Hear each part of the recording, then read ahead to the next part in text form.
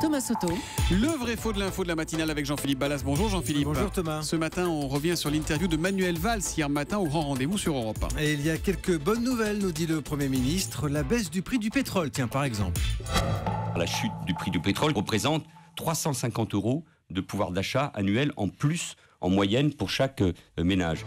Voilà qui est précis, 350 € de pouvoir d'achat en plus pour chaque ménage en moyenne grâce à la chute des prix du pétrole. Est-ce que c'est vrai ou est-ce que c'est faux ce que dit Manuel Valls ? C'est vrai Thomas, mais on s'empresse d'ajouter que c'est une simple estimation et que le Premier ministre a raison de préciser qu'il s'agit là d'une moyenne par ménage. Alors, comment arrive-t-on à ce résultat ? Bien, nous partons d'un chiffre qui a beaucoup circulé ces derniers temps, donné par le cabinet Rexecode et qui chiffre à 20 milliards d'euros le montant des économies que la France pourrait faire cette année grâce à cette chute du prix du pétrole. 20 milliards d'euros, ça représente combien pour les ménages ? À peu près la moitié, donc toujours selon cette étude, entre 8 et 10 milliards d'euros, estimation confirmée par les experts qu'on a pu contacter hier. Et si je vous dis qu'en France, Thomas, on compte 27 millions de ménages, on fait une division. C'est très simple, alors pas besoin de sortir votre calculette, c'est lundi pour tout le monde. J'y arriverai pas. Je le sais, je l'ai fait pour vous. On obtient entre 300 et 350 € d'économie. On est là donc dans la fourchette donnée par Manuel Valls.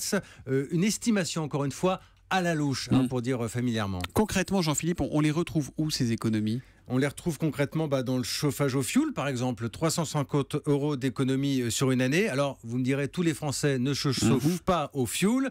Ça représente tout de même le quart des ménages.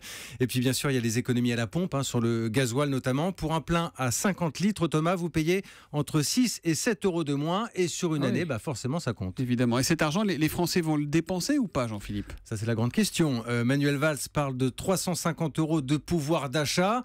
Alors de deux choses l'une, soit les Français vont consommer, ça c'est le scénario du mieux, soit ils vont mettre de côté, c'est la fameuse peur du lendemain, le taux d'épargne très élevé en France actuellement.